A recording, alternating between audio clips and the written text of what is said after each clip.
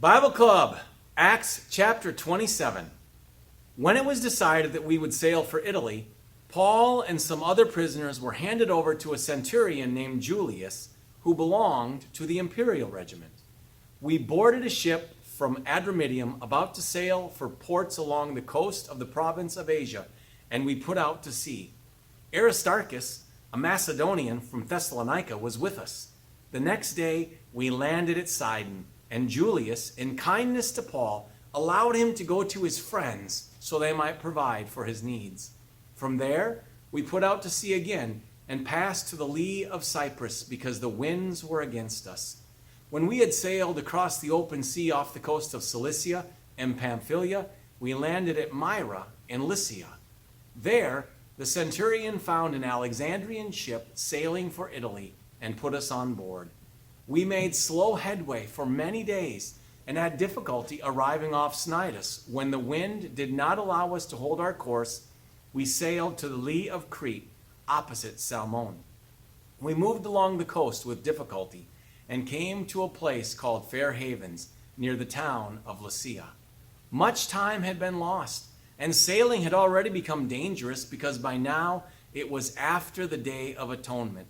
So Paul warned them, "Men, I can see that our voyage is going to be disastrous and bring great loss to ship and cargo and to our own lives also." But the centurion, instead of listening to what Paul said, followed the advice of the pilot and of the owner of the ship. Since the harbor was unsuitable to winter in, the majority decided that we should sail on, hoping to reach Phoenix and winter there. This was a harbor in Crete, facing both southwest and northwest. When a gentle south wind began to blow, they saw their opportunity, so they weighed anchor and sailed along the shore of Crete. Before very long, a wind of hurricane force, called the northeaster, swept down from the island. The ship was caught by the storm and could not head into the wind, so we gave way to it and were driven along. As we passed to the lee of a small island called Cauda, we were hardly able to make the lifeboat secure, so the men hoisted it aboard. Then they passed ropes under the ship itself to hold it together, because they were afraid they would run aground on the sandbars of Syrtis. They lowered the sea anchor and let the ship be driven along. We took such a violent battering from the storm that the next day they began to throw the cargo overboard. On the third day, they threw the ship's tackle overboard with their own hands. When neither sun nor stars appeared for many days and the storm continued raging, we finally gave up all hope of being saved. After they had gone a long time without food, Paul stood up before them and said, "Men, you should have taken my advice not to sail from Crete.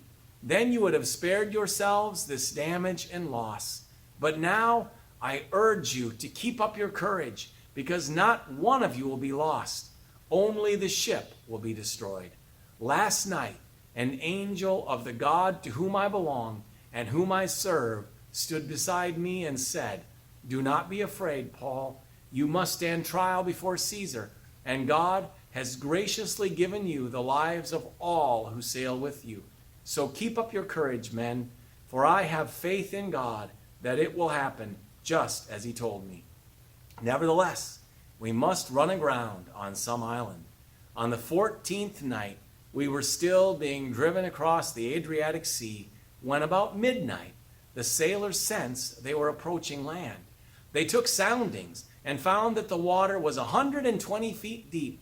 A short time later, they took soundings again and found it was 90 feet deep.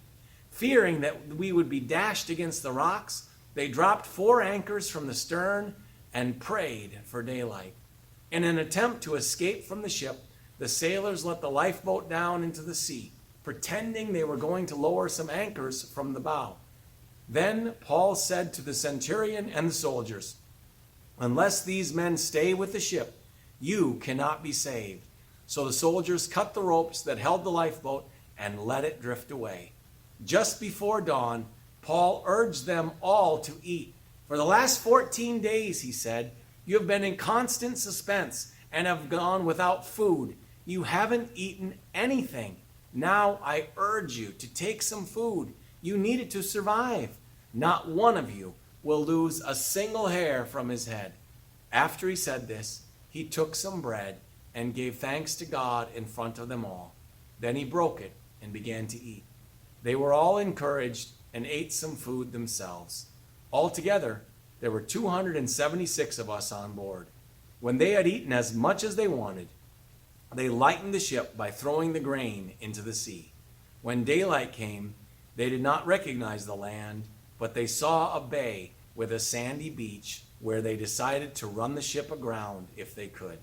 Cutting loose the anchors, they left them in the sea and at the same time untied the ropes that held the rudders. Then they hoisted the foresail to the wind and made for the beach. But the ship struck a sandbar and ran aground. The bow stuck fast and would not move, and the stern was broken to pieces by the pounding of the surf.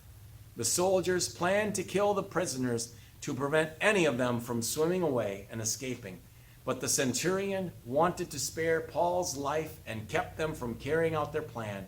He ordered those who could swim to jump overboard first and get to land. The rest were to get there on planks or on other pieces of the ship. In this way, everyone reached land safely. And that's Bible Club for today. Join us tomorrow where Paul is bitten by a snake and he makes it to Rome.